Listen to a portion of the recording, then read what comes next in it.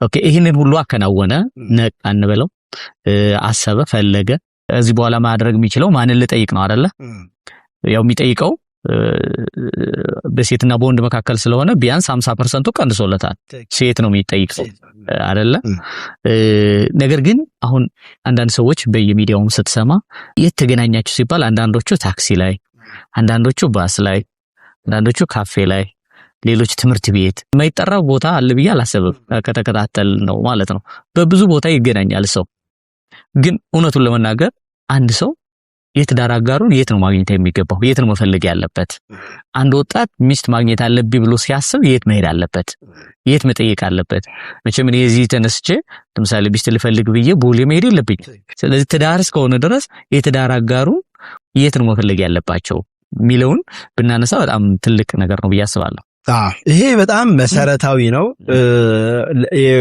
ቀጣይ ያለው ህይወት በጣም ጣዕም ያለው እግዚአብሔር በትዳር ውስጥ ያስቀመጠው እጅግ ውብ የሆነ ነገር አለ ይሄንን ለመቀበልና ለማግኘት መክብብ ላይ የሚለን ምንድነው እድል ፈንታ ከሰማይ በታች ከምትወዳት ሚስት ጋር ደስተኛ መሆን ነው መክብብ 9 ላይ በቃ ከሰማይ በታች በምትለፋበት ልፋት ሁሉ በምትደክምበት ድካም ሁሉ እድል ፈንታ ያንተ በቃ ዋናው የምታገኘው ነገር ከፀሐይ በታች ያለ ነገር ትልቁ ደስታ ሚስትህ ነች ስለዚህ ምንም ነገር አይደለም እሱ ትምህርት ላይ ኤክስትሪም ቢሄድ ቢዝነስ ላይ በቃ ጥግ ድረስ ቢደርስ እነዛው ላይ ያስደስቱም እያለ ነው የሚናገረው ሚስትህ ነች ስለዚህ ይሄንን የሚያክል የከበረ ነገር ከፀሐይ በታች ለሆነው ትልቁ ደስታ ከፀሐይ በላይ ክርስቶስ ነው ከፀሐይ በታች ግን ትልቁ ደስታ ግን ለማግኘት ትንሽ ጥንቃቄ ያስፈልጋል ራስ ላይ ሳይሆን መለኮት ላይ መደገፍ ያስፈልጋል ስለዚህ ከመጽሐፍ ቅዱስ እንደው የመጀመሪያው አንድ በጣም የምወደው አባባል አለ ብዙ ወንድሞችም ሲገልጹት ማውቀው ትልልቅ የእምነት አባቶች ሚስቶቻቸውን የት ነው ያገኙት የሚል በጣም 3 አባቶች ጥሩ ምሳሌ ናቸው ሚስቶቻቸውን ያገኙት የውሃ ጉድጓድ አጠገብ ነው የውሃ ጉድጓድ ደግሞ ያው ብዙ ጊዜ በእግዚአብሔር ቃል እንደምንነጋገረው እና አብርሃም የቆፈሩት ምንድነው ስንል የእግዚአብሔር ቃል ነው የሚያሳየን ቃሉ የሚመነጭበት ቦታ ነው እና ይስሐቅ ሚስቱን ያገኘው የውሃ ጉድጓድ አጠገብ ነው ያገኘው ያዕቆብ ሚስቱን ያገኘው የውሃ ጉድጓድ አጠገብ ነው ሙሴ ሚስቱን ያገኘው የውሃ ጉድጓድ አጠገብ ነው ስለዚህ አንድ አማኝ እንደው ከብሉይ ኪዳኑ እንኳን አንፃር ስንመለከት የቱ ጋር ነው ስንል ጥሩ ምሳሌ ይሰጠናል ለትምህርታችን ተጽፏል አይደለ የውሃ ጉድጓድ ጋር ስትሄድ ውሃ ልትቀዳ እምትመጣውን ታገኛታለህ አዲስ ኪዳን ላይ ደግሞ ጥሩ ቀርቦልናል ከማያምኑ ጋር በማይመች አካሄድ አትጠመዱ ስለዚህ እርምጃን ከማን ጋር ማድረግ አለብህ ማለት ነው ከሚያምኑ ጋራ ማድረግ አለብህ ማለት ነው ስለዚህ አማኝ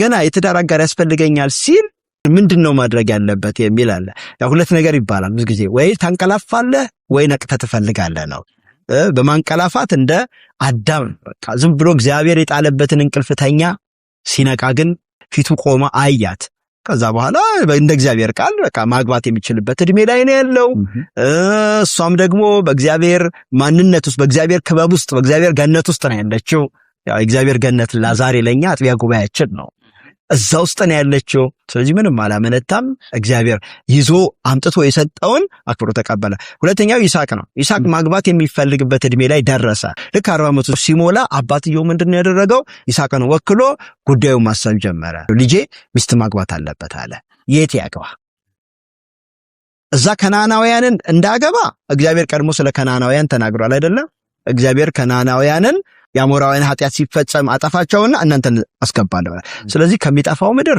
ልጁን መዳር የለበትም ወይም ለልጁ ሚስት መፈለግ የለበትም ለዚህ ነው ሎሌውን በጣም አስምሎ ወደ ተወላጆቼ ሂድ አለ ወደ ተወላጆቼ ስለዚህ አማኝ ማሰብ ያለበት እንደዛ ነው ወደ ተወላጆቹ ነው በጌታ በኢየሱስ ክርስቶስ ዳግም የተወለዱ ያሉበት ስብስብ ነው የመጀመሪያ ማሰብ ያለበት አይደለ ከማያምኑ ጋር በማይመች አካሄድ አትጠመድ ነው በብሉይ ኪዳን እግዚአብሔር በዚህ ጉዳይ ላይ በጣም ሲሪየስ የሆነ ማስጠንቀቂያዎችን ነው ያስቀመጠው ለምሳሌ እስራኤልን ስንመለከት በግልጽ የነገራቸው ነገር ምንድነው ዘጸአት 34 ላይ ሴት ልጅንም አትወሰድ ከዚያ ከአሕዛብ ወንድ ልጅንም ደግሞ ለነሱ እንዳትሰጥ የሚል ጥብቅ ማሳሰቢያ አለ ዘዳግም 7 ላይ ደግሞ 7ቱን አሞራውያንን 7ቱ የከነዓን ሰዎችን በተመለከተ ከነሱ ጋር ጋብቻ እንዳትወ ለምን ልጅን ያስታሉ፣ ሌሎች ልማዶችን እንዲለምድ ያደርጋሉ ነው።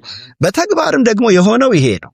እስራኤል ቀጥ ብለው እግዚአብሔር ወደ ከነዓን ምድር አስገባቸው። ከዛ በኋላ ከአሕዛብ ጋራ ቀስ እያሉ እየተላመዱ እንቅፋት እንዴት እንደሆኑባቸው ማየት እንችላለንና ስለዚህ ምንድነው ማድረግ ያለበት ከማን የሚለው ሙሉ ለሙሉ ከሚያምኑ ጋራ ህብረት ማድረግ እንዳለበት እንመለከታለን። በብሉይ ኪዳን ከሚያምኑ ጋር የተደረገ ህብረት ብዙ አደጋ አለ። ዲናን ማየት እንችላለን። ዘፍጥረት 34 ላይ ዲና ለያዕቆብ ቤት ትልቅ ምስቅልቅል ነው ይዛ የመጣችው። አንዳንዴ የቤተ ክርስቲያን ምስቅልቅል ይዘው ለመምጣት የሚችሉበት ሁኔታ እንዳለ እንመለከታለን።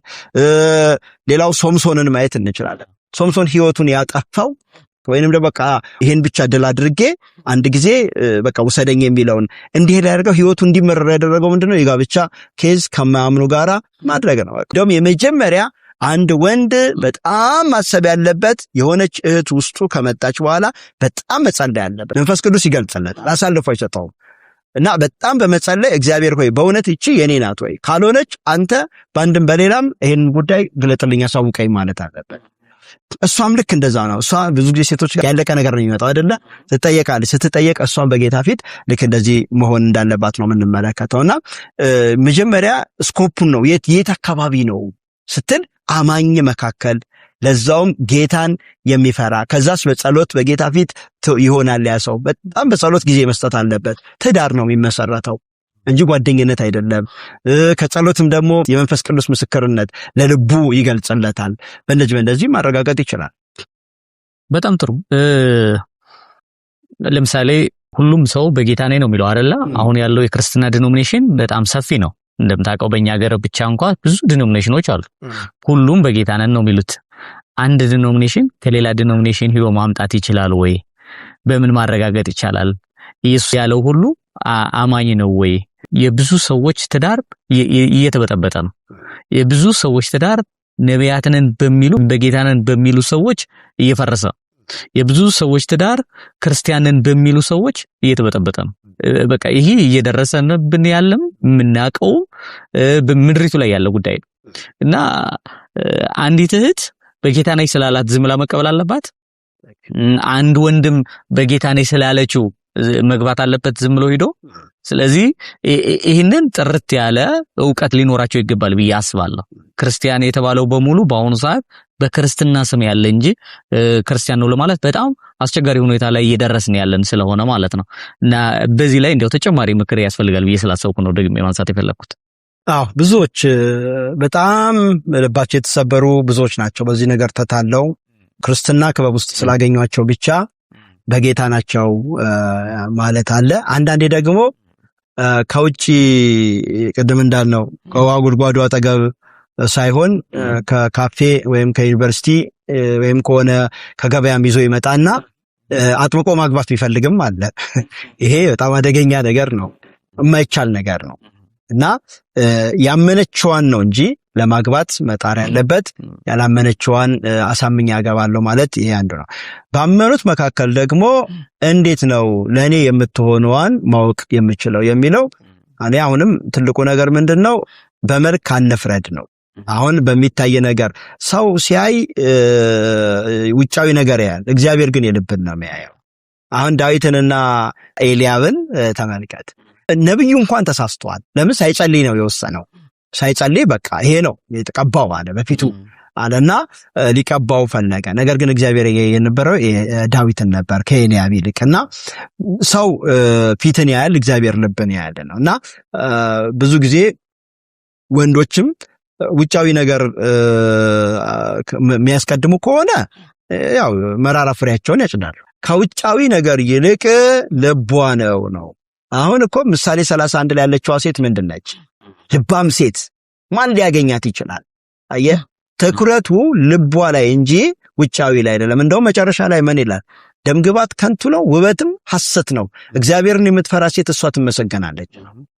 አሁን ብዙ በቃ ብዙም እንደው ለምሳሌ ድሮ የሚነበቡ ስትመለከት ፊልሞችም የሰው አእምሮ በጣም ያበላሻሉ እና በቃ ሚስት ማለት ምን ማለት ነው ብሎ እነሱ የሳሉልን ነገር አለ። ያ አይደለም። በእግዚአብሔር ቤት ውስጥ ያለች የእውነት ጌታን የምትፈራና የምትወድ መሆኗን ያንን ማረጋገጥ ነው። የእውነት ደግሞ ጌታን ማመኗንም ማረጋገጥ አለበት። ማረጋገጥ የሚችለው ምንድነው? ጸሎት ነው። ጸሎት ማለት ደግሞ ይሄው እንደው ዝም ብለን ለፎርሙላ የምንናገረው አይደለም። በጣም ጊዜ ወስደን በጌታ ፊት የምንኖርበት እንደውም ቢችል እንዲህ ትልቅ ነገር ሲሆን መጽሐፍ ቅዱስ ውስጥ ምንድነው ጾም ጸሎት አይደለ ይፈልጋው ትልቅ ነገር ከባድ ነገር ሲሆን ጾም ጸሎት ሁሉ ያስፈልጋልና በጌታ ፊት ሆኖ ልቡን ገለልተኛ አድርጎ አሁን መስፈርቶች ላይ ያሸንፉናል። ብዙ ጊዜ የኛ ውስጣችን የደረደርናቸው ነገሮች አሉ። እነዚያን ሁሉ ውልቅ አድርገን ጥለን ለኔ የምትሆነዋን ጌታ ሆይ ለምሳሌ የመረጣት ያሰባት ካለ እሷ ነች ወይ እርዳኝ ብሎ በጣም በጌታ ፊት በትህትና በጣም መሃል ሰፋሪ ሆኖ ልቡ መሃል ሰፋሪ ሆኖ በጌታ ፊት ከሆነ እኔ ምንም ጥርጥር የለው መንፈስ ቅዱስ ይሄን ለሚያክል ትልቅ ህይወት አሳልፎ አይሰጠን። ግን የራሳችን ደካማ ማንነት ግን የራሳችን ይሄ ስጋዊ መሻቶች ግን ሊጎትቱን ይችላሉና ማሰብ ያለበት ምንድነው በጌታ ፊት መሆን አለበት። ማየት ያለበት ህይወቷን ነው። ለምሳሌ አቢጊያ ዳዊት ምንዋን ነው ያየው? ታላቅ አእምሮ ነበራት ነው ያለው አይደለ እንጂ አቢጊያ ላይ ዳዊት ያየው ሌላ ነገር አይደለም። ትህትናዋን አየ፣ ታላቅ አእምሮዋን አየ፣ አስተዋይነቷን ይሄንን ነበር የተመለከተው እንጂ ውበቷን አይደለም የተመለከተው። ብዙ በመጽሐፍ ቅዱስ ውስጥ ማየት እንችላለን። ይመለከቱ የነበረው በልጅቷ ውስጥ ያለው ውብ ጠባይ፣ ውብ ማንነት ነው። ቅድም እንዳልነውም ደግሞ ውሃ ልትቀዳ መጣች ማለት ምን ማለት ነው? ስሙን ይዛ የተቀመጠች አይደለችም። ሁልጊዜ በጌታ መገኘት ውስጥ መገኘት የምትችል ነች። በጣም ጥሩ። ይህንን ደግሜ ማንሳት የፈለግኩት ለምን መሰለ? ሚዛን አሉ፣ በቃ መመዘኛ ክራይቴሪያዎች አሉ አይደለ? ሰዎች ይሄ ያላት እንደዚህ የሆነች ሴቶቹም ወንዶችን ይሄ ያለው እንደዚህ የተማረ ይሄን ያደረገ ይሄን የሰራ በቃ ቢያንስ ተመጣጣኝ የሆነ በኔ አቅም ልክ በኔ ስታንዳርድ ልክ የሆነ ብለው ያስቀምጣሉ። ከዚህ የተነሳ ይመስለኛል ከትክክለኛው ከምንጩ ወጥተው ማሰብ የሚችሉት። ለምሳሌ አንዲት አጥቢያ ቤተክርስቲያን ውስጥ ሴቶችም አሉ ወንዶችም አሉ፣ ምንም ጥርጥር የለውም። እነዚህ ሁለቱ አይጠፉም አይደለ?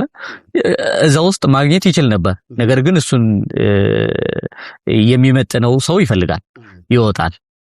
በቃ በጌታ አይደለች፣ ስለዚህ ወጣ ይልና ሌላ ቦታ እሱ የሚፈልገውን ያክል ያሟላች ሲያገኝ ሄዶ ይጠይቃል ማለት ነው። እንዲያው መመዘኛ በመጽሐፍ ቅዱስ ውስጥ አለ አይደል እንዴ? የመጀመሪያው ቀድም ያነሳ ነው በጌታ ትሁን እንጂ ወይም ደግሞ በጌታ ይሁን እንጂ የፈለገችውን ታግባ ያግባ ተብሏል። አንዱ እሱ ነው። ሌላኛው እግዚአብሔርን የሚፈራ መሆን አለበት ብዬ አስባለሁ። እንዲያው ሌላ ክራይቴሪያ ከየት ነው የመጣው? ከየት ነው የተማርነው? ሰዎች ከየት ነው የሚቀዱት? እነዚህ ክራይቴሪያ ውስጥ እኮ ወይ ከልብ ወለድ ነው ወይ ከፊልም ነው ቅድም እንዳነሳው፣ ወይ ደግሞ የዚህን ዓለም የጋብቻ ስነ ስርዓት አማካሪዎችና አስተማሪዎች አሉ። እንዴት መጋባት አለባቸው፣ እንዴት መውጣት፣ እንዴት መግባት፣ ምን መጠየቅ አለበት፣ ምን ማድረግ አለባት። ይሄ በቤተክርስቲያን ውስጥ ሁሉ ገብቶ መድረክ የያዘበት ጊዜ ላይ ነው ያለ ነው። እንዲያው ይህንን ተውና በመጽሐፍ ቅዱስ ውስጥ ያሉ እግዚአብሔርን የሚፈሩ ወንድሞችና እህቶች ክራይቴሪያቸው ምንድን ነው የነበረው? ቅድም ያነሳው ሳምሶን ክራይቴሪያው ምንድነው? ወደ ተምና ወረደና ወደ ደሊላ ወረደ፣ ከዛ ወደ ገለሞዳ ወረደ፣ መጨረሻ በህንጻ ውስጥ ነው ወደ መቃብር የወረደው። ሞተ። በቃ አይንህ ነው የሚጠፋው፣ ምታይበትን አይንህ ነው ሊያጠፋ የሚችለው እየወረድክ ከሄድክ ማለት ነው። ሌላኛው ሴቶችም አሉ እንደዚሁ። ዲና ቅድም ያነሳታለች፣ የሷ መመዘኛም አለ። በቤተሰቦቿ በወገኖቿ መካከል ብዙ ወንዶች አሉ፣ ነገር ግን ለመታየት ወጣች ነው አይደለም የሚለው በሰኬም ወጣቶች ላይ ሄደች፣ ተወሰደች። ለቤተሰቧ ትልቅ ጥፋትን ነው ይዛ መታ የነበረው። እግዚአብሔር ባይደርስለት ኑሮ ያዕቆብ እኮ የህይወት መጨረሻ ነው ሊሆን የነበረውና በጣም አደገኛ ነው። ስለዚህ እንዲያው ስናይ ሚዛናችን ምንድነው መሆን ያለበት? እግዚአብሔር እንፈራለን ለሚሉ እህቶችና ወንድሞች በዚህ ላይ የምትጨምረው ምክር ካለ ብዬ ነው። ቀደም እንዳነሳ ነው አዳም እግዚአብሔር በሰጠው ገነት ውስጥ እግዚአብሔር ያስተኛውን እንቅልፍ ላይ ነው ያለው። በቃ ባኖረው ነገር ላይ ኖረዋልና ይሄ ደግሞ አንዳንዴ አሮጌውም ሰው ሲሞት የአዲሱ ሰው አይን ተከፍቶ ትክክለኛውን ነገር ማየት ይችላል። ምክንያቱም ሚስት የፈለገው አዳም ምን አይነት አዳም ነው ስትል አንደኛ የእግዚአብሔር የሕይወት እስትንፋስ ያለው እፍ አለበት የተባለ ነው። በምድር ላይ ከነበረው ከሌላው ፍጥረት የሚለይ ነው። እንደውም አዳም ምንድነው ያደረገው? እግዚአብሔር እኮ ብቻውን ይሆን ዘንድ መልካም አይደለም ካለ በኋላ መጀመሪያ እግዚአብሔር በፊቱ እንስሳቶችን ያሳለፈው። እንደው ስም አወጣላቸው ለእያንዳንዱ እንደ ወገኑ ስም ካወጣለት በኋላ ዓላማው ስም ማውጣት ብቻ አልነበረም። አዳም ክፍተቱን እንዲያውቅና ደግሞ ከእንስሳ መካከል ለሱ የሚሆን እንደሌለ እንዲያውቅ ነው የፈለገው። ስለዚህ ምንድነው የሚለን እዛው ቁጥር 22 ላይ ይመስለኛል ለአዳም እንደርሱ ያለ ረዳት አልተገኘለትም። ከየት ተፈልጎ ስንል በፊት ብዙ እንስሳዎች አልፈዋል። ይሄ ድሮቹ እንደነ ዳርዊን ቢሆኑ እርግጠኛ ነኝ ኤፕን አሻሽዬ ሚስት አረጋታለሁ ነበር የሚለው። አሁን ያለው ይሄ ነው፣ ቅድም ያነሳ ነው። አሻሽዬ ሚስት አረጋለሁ ግን በቃ የለም አጣ እና እግዚአብሔርን ጠበቀ። እግዚአብሔርን እንቅልፍ ጣለበት። ከዛ በኋላ ያደረገው ነገር ምንድነው? አዳም እንደርሱ ያለ ረዳት አገኘ። እጅግ ሲረካ ነው የምንመለከተው። ይስሐቅ በአባቱ ቤት ውስጥ በአባቱ በረከትና በአባቱ ተጽዕኖ ስር ያደገ ነው። ስለዚህ ርብቃ ከሩቅም መታ የተባረከች ሚስት ሆነችለት። እንደውም ምንድነው በጣም የሚገርመኝ ነገር አለ። ለዚህ ጊዜ ሰዎች የትዳር አጋራቸውን ለምን አታገኙም? ከሌ ጠይቆህ ለምን ሻትልም ለምን ሸቲም እንዲህ ነገሮች ሲባሉ አይ እንደው እኔ በቃ መጀመሪያ እኮ በልቤ ውስጥ እጅግ ውብ ስሜት ሊሰማኝ ይገባል፣ በልቤ ውስጥ የሆነ ነገር ሊመጣ ይገባል፣ ወይም ደግሞ ፍቅር በጣም መምጣት አለበት ይላሉ። ስለ ይስሐቅ የምንመለከተው ግን ምንድነው? ይስሐቅ ወደ ቤቱ አስገባት፣ በእናቱም በሳራ ሞት ተጽናና፣ ሚስት ሆነችው፣ ከዛ ወደዳት ነው የሚለው እና መለኮታዊው መርህ በራሱ እጅግ ውብ ነገር ሆኖ እንመለከታለን። ከዛ በተረፈ የተሳሳቱት ሰዎች የት ሄደው ነው? ከስፍራ ወጥተው እኮ ነው የተሳሳቱት። አሁን ዲናን አየን። ምንድነው እንድትሳሳት ያደረጋት? ያን ሁሉ ምስቅልቅል ውስጥ እንድትገባ ገና በሕፃንነቷ ጋለሞታ እንድትሆን ያደረጋት ነገር ምንድነው? መበለት እንድትሆን ያደረጋት ነገር ስንል ከያዕቆብ ድንኳን ወጣች። በእርግጥ አባትየውም የማይሆን ቦታ ነው የተቀመጠው፣ ግን ይሁን እንጂ ከዛ ድንኳን ወጣች። ስትወጣ ሴኬም አገኛት። ሶምሶን ደግሞ እግዚአብሔር በኤሽታኦል ሸለቆ ሲያነቃቃው የነበረው በጌታ ነገር እየተነቃቃ የነበረው እስኪወጣ ልበልና ተምናውያን እንዲያቸው ሲል እዛ የሚያየው ነገር ብሬኖሽ አደረገው። አሁንም ብዙ ክርስቲያኖች በእግዚአብሔር ቤት ውስጥ አንገታቸውን ደፍተው በጌታ ፊት ከኖሩ ምንም አትጠራጠር ትክክለኛውን የትዳር አጋር ያገኛሉ። ነገር ግን አይኖቻቸው መከላወት ከጀመሩ ወደ ተምና ከሄዱ የትዳር አጋር እንዴት አገኛለሁ እያለ በዓለማዊ ፊልሞች ውስጥ ወይንም በዓለማውያን መካከል የሚፈልግ ከሆነ ግን ምንም ጥርጥር የለውም ያቺ ሴት አለች እዛ ተምና ያገባት፣ ከዛ በኋላ ጋለሞታው አለች፣ ከዛ ደሊላ አለች። በትንሽ የተጀመረው ቀልድ ሙሉ ለሙሉ ህይወቱን ይዞት እንደጠፋ ነው የምንመለከተውና ይሄንን እንመለከታለን። ከዛ በተረፈ ግን ማየት እንችላለን። በጣም የተባረከ ትዳር ያገኙ ሰዎች እንደነ አክሳ ከሴቶችን ማየት እንችላለን። አክሳ ምን ነበር መመዘኛዋ? አክሳ እኮ መመዘኛዋ ውጫዊ ነገር አልነበረም አይደለ? በአባቷ በኩል የተወሰነው ውሳኔ ምንድነው? ኤናቃውያንን የመታ በቃ እነዚህ የእግዚአብሔር ሕዝብ ጠላቶች ላይ አቋም ያለው በጌታ ነገር ጠንካራ የሆነ በጌታ ነገር ብርቱ። ልክ አንደኛ ዮሐንስም ላይ ጎበዞች ሆይ የእግዚአብሔር ቃል በእናንተ ስለሚኖር ክፉን ስላሸነፋችሁ እጽፍላችኋለሁ አይደለ? ስለዚህ አንዲት ሴት ምን አይነት ባል ነው ለሷ የሚያስፈልጋት ስንል ጎበዝ፣ ብርቱ፣ ክፉን ያሸነፈ ዓለምን ያሸነፈ እንጂ ገና ለገና እሷን ለማግኘት ብሎ ውጫዊ ነገር ያማለለ የሚመጣው ይሄ ዓለምን ያሸነፈ አይደለም፣ የተሸነፈ እና በጌታ ንጹህ ልብ ያለው ጌታን የሚወድ ያንኑ ብትፈልግ የበለጠ ነው። የሰለጳድ ሴቶች ልጆች ልክ እንደዚሁ ነው። ርስት ማግኘት ትችላላችሁ ተባሉ። ግን ርስት የምታገኙ የት ነው? ከወገኖች ተብሏል። ቅድም አንድ ያነሳው ነገር ነበር። ምናልባት ሌላ ዲኖሚኔሽኖች አሉ። ዲኖሚኔሽን ምን ሊሆን ይችላል የሚለው ነው። ግን ያው እንደ መጽሐፍ ቅዱስ ስንመለከተው የምናወራው ስለ አማኝ ነው፣ ስለ ዲኖሚኔሽን አይደለም። ስለዚህ አንድ ሰው በጌታ ትሆን እንጂ በቃ ማረጋገጥ ያለበት እሱ ነው። የትም ልትሆን ትችላለች፣ ግን በጌታ ትሆን። በጌታ መሆን ብቻ አይደለም፣ ህይወት ወሳኝ ነው።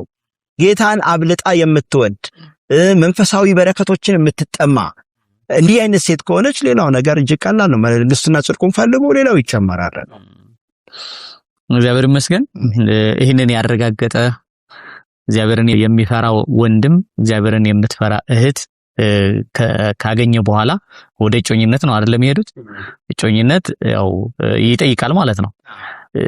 በእኛ ሀገር እንደሚታወቀው ወላጆች ያመጡ ነበር ከዛ ሁለቱ ያገናኟቸውና በወላጆች ተመቶላቸው በሰው መቶላቸው ጥሩ ትዳር መርተው ልጆች አሳድገው ሀገርን አሁን ያለችበት ደረጃ ያደረሱ እናውቃለን። ወላጆቻችን እንደዚህ ነው የነበሩት አይደለ? አሁን እኛ ባለንበት ዘመን ደግሞ ነው ራሱ ሄዶ ይጠይቃል እንትን ይላል። ማን ነው መጠየቅ ያለበት? በወላጆች ቢመጣ በዚህ ዘመንስ ችግር አለው?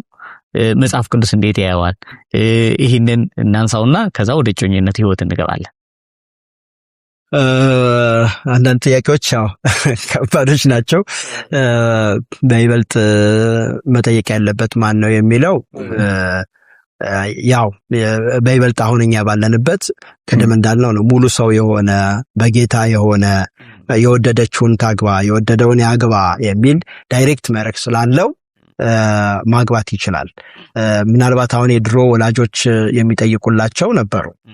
በመሰረቱ ያሁኑ አጉል ብልጣብልጥ ከሆነው ምናልባት ያም የተሻለ ሆኖ የተገኘበት ሁኔታ አለ። ግን ምንድነው እኔ ለመጠየቅ ሙሉ ነው ብዬ ነው ማስበው። በቃ ማግባት የሚገባው እድሜ ከደረሰ በኋላ ይሄ ሰው አዲስ ቤተሰብ ሊሸከም እኮ ነው፣ አዲስ ቤተሰብ ሊመሰረት ነው። ይሄንን ካወቀ ቀጥታ ሄዶ ያችን እህት ቁጭ አድርጎ በጨዋነት ማናገር የሚችልበት ሁኔታ አለ። በዚህ ላይ የወላጆች ጣልቃ ገብነት ምናልባት ቢኖር ያው አንዳንዴ ሰዎች አቅም ያጡና ወይ በተለያየ መንገድ ሰዎች እንዲጠይቁላቸው የሚሆኑበት ሁኔታ አለ። ያ አንዳንድ ስፔሻል ነገሮች ይኖራሉ። ለየት ባለ ሁኔታ አልፎ አልፎ ሊኖሩ የሚችሉ ነገሮች አሉ። ግን መደበኛው ግን ስለሰውየው ለራሱ ነው የተሰጠው። ምክንያቱም አማኝ ነው፣ በጌታ ሙሉ ሰው አይደለም። በጌታ ሙሉ ሰው በጌታ ደግሞ ፍጹም የሆነ ሰው ነው እነ ጳውሎስ ለማዘጋጀት የሚፈልጉት። ይሄ በጌታ ፍጹም የሆነው ሰው በጌታ ሙሉ የሆነው ሰው ቀጥታ ለትዳር የምትሆነዋን ሴት በድፍረት ሄዶ የመጠየቅ ሙሉ መብት አለው። ግን ያው ጥያቄው ላይ እኔ እዚህ ላይ በጣም እንደው አጽንኦት መስጠት የምፈልገው የትዳር አጋርን ለማግኘት ለመጠየቅ መጀመሪያ እርግጠኛ መሆን አለበት። የሆነችን እህት ጋር የማይሆን አቀራረብ ከመቅረቡ በፊት መጀመሪያ እርግጠኛ መሆን አለበት። ምክንያቱም የሰው ህይወት እያበላሸ ነው እቺ እህት። ምክንያቱም ከወንዶች ይልቅ ሴቶች በዚህ ጉዳይ በጣም ቀድሞ ነው ጉዳዩን የሚያዩት የሚመለከቱት። እና የማይሆን አቀራረብ ቀርቦ አእምሮዋን ሽፍት ካደረገ ከቀየረ በኋላ በቃ እያሰበ ነው እንደዚህ ያስበዋል እያለች እንድታስብ ካደረገ በኋላ እሱ ደግሞ እንደገና ሌላ ሲያገኝ የሚሄድበት ሁኔታ ይሄ እጅግ አደገኛ። ለዛውም በማህበሮች መካከል ጠባቂ ነን የሚሉ ሰዎች እንዲያሉ ነገሮችን በጣም ሲሪየስ ማየት አለባቸው ብዬ አስባለሁ። ግን ምንድነው ማድረግ ያለት? እርግጠኛ ከሆነ በኋላ ከሷ ጋራ ሌላ ይሄ ያልቆረጠለት ምልልስ ፍጹም መወገድ ነው ያለበት። በቃ አማኝ ነው ወንድም ነው አይደለ? ሄዶ በቀጥታ በግልጽነት እንደዚህ ለትዳር ፈልጌሽ ነው ብሎ ጌታ በልቤ ላይ እንደ ሐሳቡን እንዳስቀመጠ ደግሞም እውን እንዳደረገልኝ አምናለሁ። ምክንያቱም እሱ ጸልዮ አረጋግጦ አይደል የመጣው። እኔ እንደዚህ ይሰማኛል፣ አንቺ ደግሞ ጸልይበትና የጌታ ፈቃድ ከሆነ አብረን ብንዘልቅ አብረን እየተጋገዘን ብንቀጥል መልካም ነው ብሎ በግልጽ ነው የሚያቀርብላት። ይሄ ሆኖ ከዛ በኋላ እሱ ረጅም ዘመን እንደጸለየ እሱ ረጅም ጊዜ እንዳሰበበት ለሷም በቂ ጊዜ ሊሰጣት ይገባል እንጂ ልክ እሱ ጸልዮ ምን ብሎ ምናልባት 1 2 ወር 3 ወር ምናምን ፈጅቶበት መጥቶ እሷን ሊያዋክባት ይሄ እንደውም ፍቅር አለመኖሩ የሚጀምረው ከዚህ ነው። ለሷ እውነት የሚወዳት ከሆነ የሚያስብላት ከሆነ በጣም ተረጋግታ በራሷ ጊዜ እንድታስብ ደግሞ ጸልይበት ካለ በኋላ የሚፈጠሩ ብዙ ጊዜ ችግሮች ምንድነው? በቃ ትተዋለች ማለት ነው ብሎ አውቆ ሌላ ቦታ የሚሄድ ነገር አለና እነዚህ ነገሮች በጣም አደገኛ ናቸው። ከጸለየችበት በኋላም ጊዜ መጠበቅ አለበት። በቃ ታግሶ መጠበቅ አለበት። አንድ ነው የወደደው አይደለ? ሌላ ላይ ለምን ሄዳ? ይሄ ሲሰኝነት ካልሆነ በቃ ስለዚህ ታግሶ ጠብቆ መልሷን ሰምቶ እሺ ብትለው ጥሩ እግዚአብሔርን ያከብራል፣ እንቢ ካለችውም ደግሞ እግዚአብሔርን ያከብራል። በቃ አልሆነም የሱ አይደለም። እዚህ ላይ ደግሞ እግዚአብሔር ብሎኛል የትም አልሄድም ብሎ ሙጭጭ የሚሉ ወንዶች ምን ትላቸዋል? ይሄ በዓለማዊ ያላንቺ አልኖርም የሚሉ አሉ አይደለ? ከነሱ አይለይም በቃ። ምክንያቱም ትዳር በሁለቱ መካከል መፈቃቀድ ላይ የሚመሰረት ነገር ነው። እሷ አልፈልግም ካለች እሷ የእግዚአብሔር ፈቃድ አይደለም በቃ ጸልዬበት እግዚአብሔር ለልቤ አላሳየኝም ካለች ማለት ያለበት ምንድነው? እኔ መስሎኝ ነበረ፣ እግዚአብሔር ግን በሷ እርግጡን መልስ ሰጥቶኛል፣ አመሰግነዋለሁ። ምክንያቱም መርህ ነው የሚመራህ እንጂ በዓለም እንዳለው ስሜት አይደለም። አሁን የዓለሙ ስሜት ነው። እሷን ሳላይ አላድርም ሊሆን ይችላል፣ እሷን ያለ እሷ አልበላም ሊሆን ይችላል፣ እሷን ካላገኘው የሚል ነገር አለ። ይሄ ስሜት ነው። ምናልባትም ደግሞ ሴሰኝነትም ጭምር ሊሆን ይችላል። ትዳር ግን ቅድም አየን አይደለ? በመርህ ትሄዳለህ።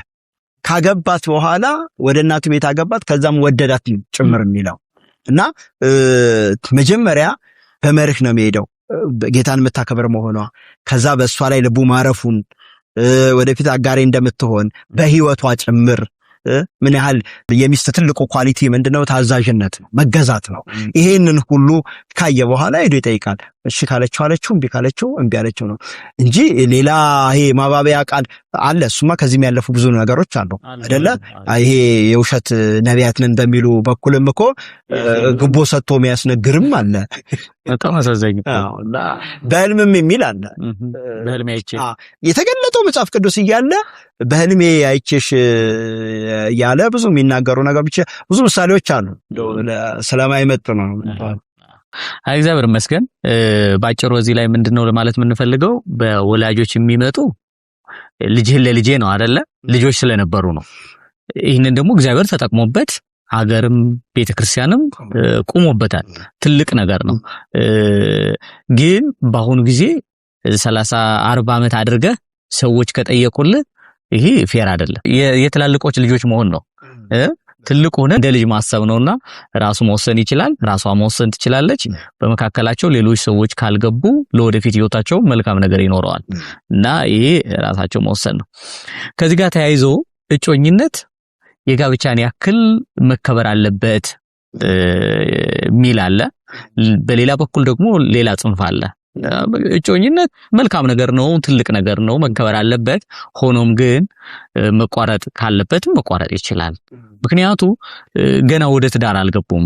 ጋብቻ የሚባለው በቀለበት ተሳስሮ በቤተክርስቲያን ዕውቅና ተሰጥቶት ሰርጉም ተበልቶ ተዘምሮበት ከዛ በኋላ ነው እንጂ በእጮኝነት ጊዜማ ገና ነው እኮ ምኑ ተያዘና ፕሮሚስ ነው። ፕሮሚስ ደግሞ አንዳንድ ጊዜ ሊፈርስ ይችላል፣ ዋናው ፕሮሚስ ስላልሆነ ማለት ነው። ስለዚህ እጮኝነት መቋረጥ አለበት ብሎ በጣም ብዙ ሰዎች ያምናሉ፣ ያቋርጣሉ። በየአብያተ ክርስቲያኑ በየመድረኩ ሁሉ ጭምር እየተነገረ ብዙ ሰዎች ሂደው ስንት ዓመት ከደከሙ በኋላ የእህቶችን እድሜ በልተው የሚጠፉ ወንዶች እየተፈጠሩ ነው። ለዚህ ደግሞ ከለላ የሚሰጡ የቤተክርስቲያን መሪዎች ጭምር እየጠፉ መጥተዋል። ከለላ አይሰጡ። ስለዚህ እጮኝነት ሪሊ መቋረጥ ይችላል። እንደ ጋብቻ መታየት የለበትም። የጋብቻን ያክል ክብር አለው ወይስ መቼ ነው? ምን ሲሆን ነው መቋረጥ የሚችለው?